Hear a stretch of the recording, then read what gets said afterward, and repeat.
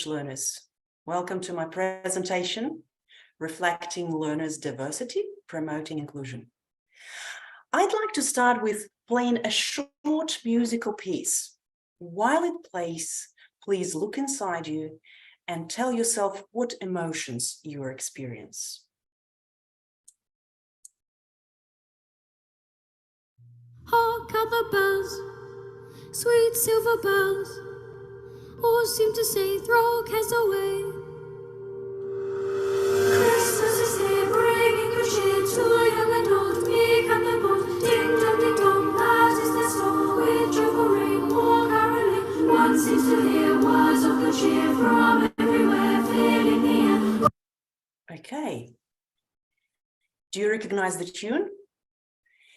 Yes, of course, as many of you have guessed, it is the famous carols of the bells.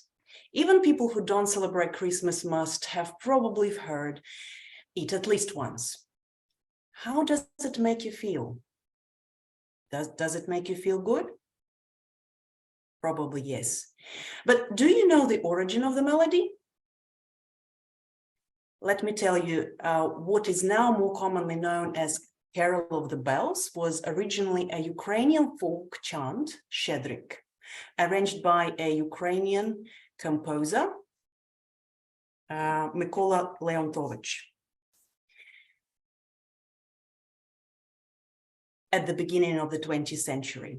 I will get back to this tune at the end of my presentation. So in my presentation today, I will give you a little bit of the introduction, background, and statistics.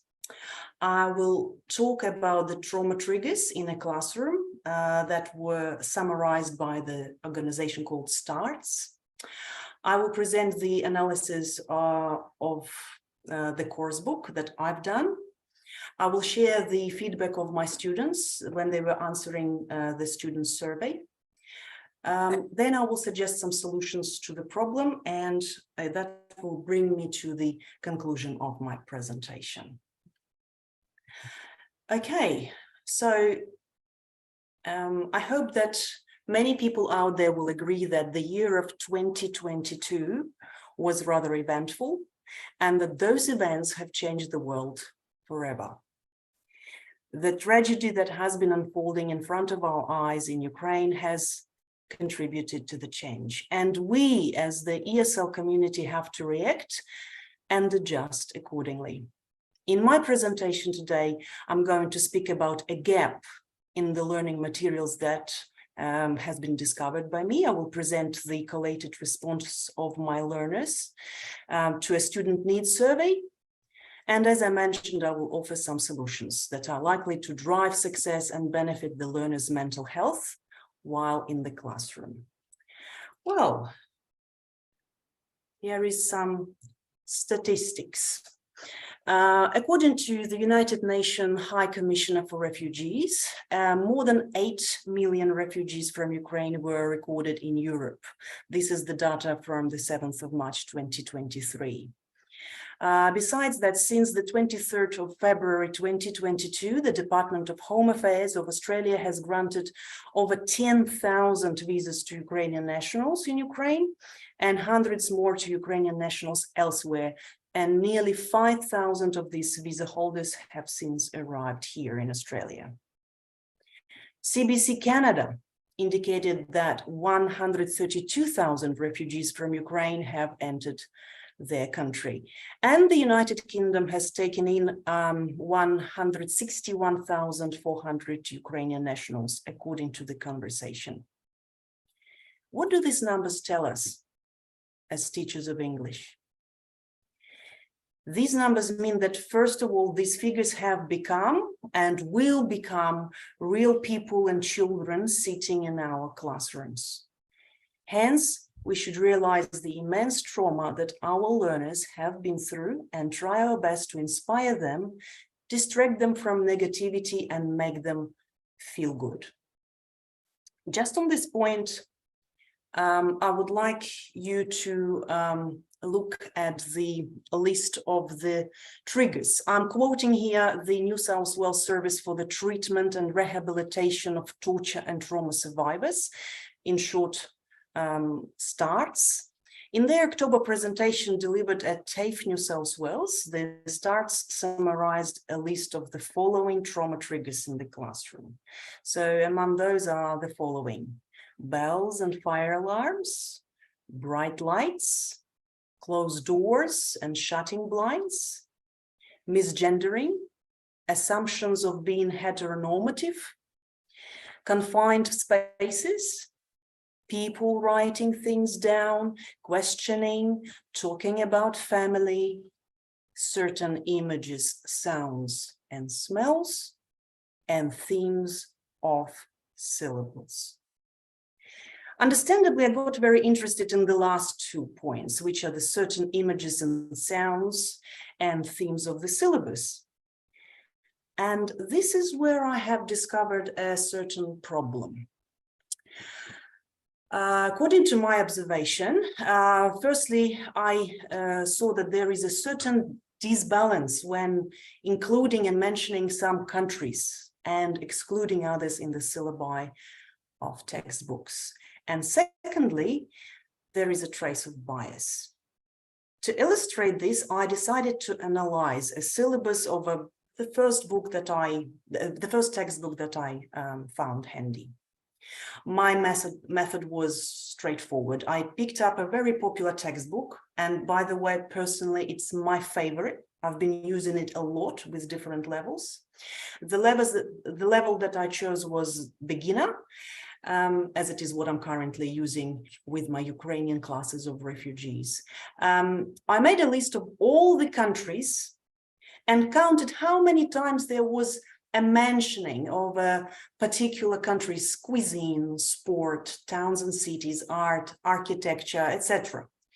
So, for example, let me tell you, if there was a sentence in the course book, Frida Kahlo was a Mexican artist, and there was an image of Frida Kahlo's painting, Mexico received 3 points in my chart. 1 for mentioning Frida Kahlo, 2nd for the image, and the 3rd for mentioning the adjective Mexican. And that's what my analysis of this book looks like. I will give you a couple of minutes to look at it. So below you can see the names of the countries that were mentioned in this book. They are appear in the alphabetical order, and obviously the number of times they were mentioned. So what can we see? We can see that in the bar charts that the leaders, the absolute leaders of the numbers of how many times they were mentioned were Russia, Italy, China, Brazil, and Spain. Unfortunately, I haven't seen a single mentioning of Ukraine, just to make my Ukrainian students feel included. Moreover, I have repeatedly discovered images or sounds in some course books and the audio recordings that could trigger negative emotions. And here is one example of the images in the course book. Okay, so this one example displays the face of a person non grata, who obviously triggers extremely negative emotions in millions of people, especially after the arrest warrant by the Hague International Criminal Court. I would like to justify the authors of the book here, because it should be emphasized that the textbook was published back in 2013. So going back to what I was saying in the beginning, 2022 has turned the world upside down and brought about many changes in the geopolitics, which cannot be ignored by the ELT community. A face of an international terrorist simply cannot be used in any learning materials. Okay, so it obviously got me thinking. As a teacher, in order to create how can I create a positive environment in my classroom for my learners? How can I distract my traumatized students during my lessons? And of course, I resorted to selecting more inclusive teaching materials. In selecting them, I was looking for something that would avoid triggering negative emotions, but trigger positive ones. In doing so, I was motivated by research that I read in cognitive neuroscience, which assigns the responsibility for memory and attention to the amygdala, because the amygdala responds to emotional stimuli and subsequently recollects emotional material. So having these thoughts in mind, I also decided to run a simple survey among my 32 current students, not only from Ukraine, but from such countries as Afghanistan, Iran, Tunisia, China, Vietnam, Indonesia, Bangladesh, Peru, and Hong Kong. So this is the cohort I'm currently teaching. I asked them these two questions. You can see them on the screen. How does it make you feel when you see realia of your country and culture in an English textbook? For example, a text about a town in your country, a recipe of a traditional dish, a text about a famous person from your country. And the second question was, how important is it for you as an English learner to see such content in English course books? Guys, and the answers that I received were pretty remarkable. Okay, so what we can see here, the student writes, I will be impassioned when I read it. I feel very interested in the content of the book, and I will be proud that it is my city or one of my traditional specialty cuisine, which is introduced to friends all over the world. Sorry, I'm keeping the original punctuation and grammar. And it is very important for me as an English learner, because everything referred to one hometown is interesting for them. They will feel a great sense of pride. This is from Hong, Vietnam. Another example, with the translation provided, Natalia from Ukraine writes, it would be fantastic. I get agitated sometimes because the course books mention Russia a lot and never Ukraine. Zahra from Afghanistan says, I will be over the moon. Then honestly, since I arrived in Australia, I was always in wish of seeing such a thing. I want people to understand and know the facts about my country and not about the terrible fact that Taliban or other terrorists created, understandably. Most of the time I can't look up because of the shame that those terrorists created for us. Answering your next question, it will truly make me proud to see such a thing in an English course book. She suggests including the interpreted texts of the poem of some outstanding poets of her country. Thank you, Zahra, for sharing. Some more answers from my Ukrainian students. Pablo says, it would be very good. In fact, there are so many interesting facts about Ukraine that could be used in textbooks. And Volodymyr from Ukraine says, I don't like it when textbooks which were published a while ago glorify and mention Russia. I cringe every time. This is a gem, I think. It is a pleasure that they think of my country, because its rich and diverse culture deserves to be known all over the world. It would certainly make me feel proud and happy to belong to it. It is very important for me to see such content in an English course book. This can contribute to the revival of our culture and never let it die. And it will seem to be noteworthy and interesting, even if only in a small way. Thank you very much, Miriam from Tunisia. You made a very good point. Moving on to a student from Hong Kong. She mentions the sense of belonging when she sees the mentioning of her country. It is important for her. And she notes that it makes it easier to enjoy the English classes. So it's like a motivator right? To see the content to which a student can relate to. Kaya from China says, if the materials are not real reality, I will want to explain it to my teacher and my classmates, and then I will find my English is so limited. Finally, maybe I will stop explaining and feel a little bit unhappy. So, which makes me think, or which brings me to the conclusion that the context that the countries should be mentioned in must be correct and not biased. I think Farouk from Iran will just say something eye-opening. It can make him feel different things, he says. Probably I will feel proud and happy to share my culture and history with others, but sometimes I may feel annoyed if it is inaccurate or full of stereotypes. An English course book is, so it is important. I feel connected and proud of where I come from. Plus, it's more interesting when others can relate to what they're learning. And when others learn about different cultures, they start understanding others better. Oh, that's gold, I think. Thank you, Farouk.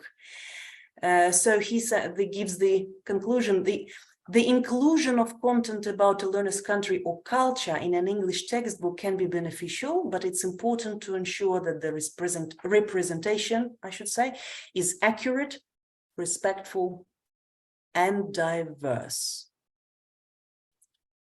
Farouk, Iran. I think I've got one or two more left. I think that's the last one. A girl from Indonesia says that it will make her feel happy, relatable, to see the topics that she can relate to. It will inspire her to discuss more, the topic more. And it will help her as an English learner to be able to easily understand the content.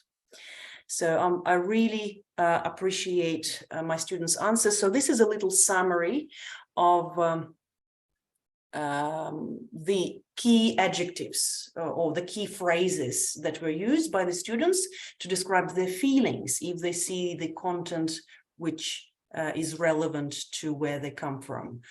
Good, proud, happy, connected, interested, beneficial, important, respectful, impassioned, feeling a great sense of pride, glorious, over the moon, well, some idioms are here, inspired, sense of closeness and identity, sense of belonging, makes it easier to enjoy learning English. It is a pleasure. It can contribute to the revival of our culture. It certainly makes me feel emotional. So to sum up, effective images, relevant themes in the syllabus, and mentioning the realia of the students' cultures play a paramount role in their motivation and learning success. However, we have to remember that it is very important for the course book writers to be fair, unbiased, and inclusive.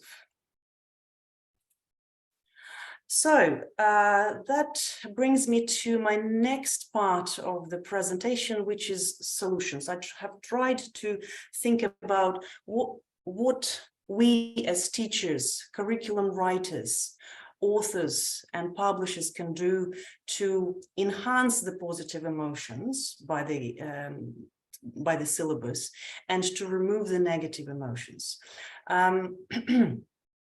So I would encourage everybody to do the following: recognize and minimize the risks of triggering emotions. Of course, it's hard to predict what might trigger your student who is in your classroom, but teachers should be very careful when preparing for their lessons, looking at the lesson materials, listening to the recordings, and make their fair judgment whether it will be suitable for their cohort of students or not.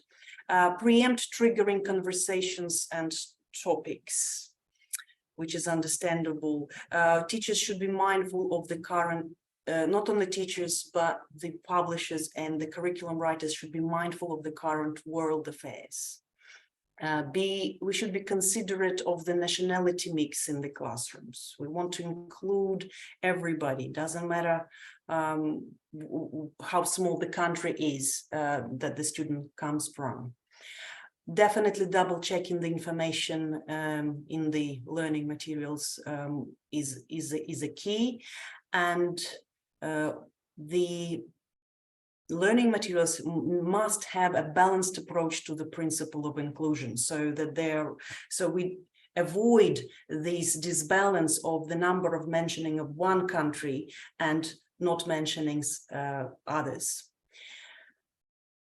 Okay, so, and finally, in my conclusion, I would like to give you a little tour. Remember, I said that I would get back to the tune that you heard in the beginning of my presentation. So, as most of you are aware, a typical syllabus of an English course book would include such themes as art, food and drink, traveling, towns and cities, music, clothes, sport, literature, science, environmental protection, famous people.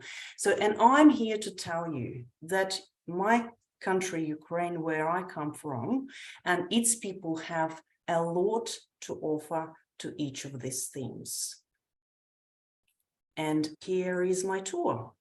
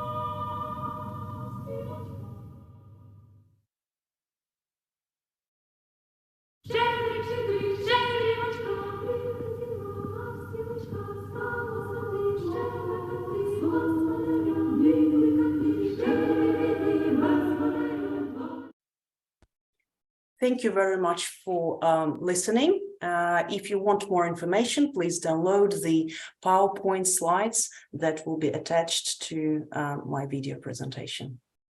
Thank you very much.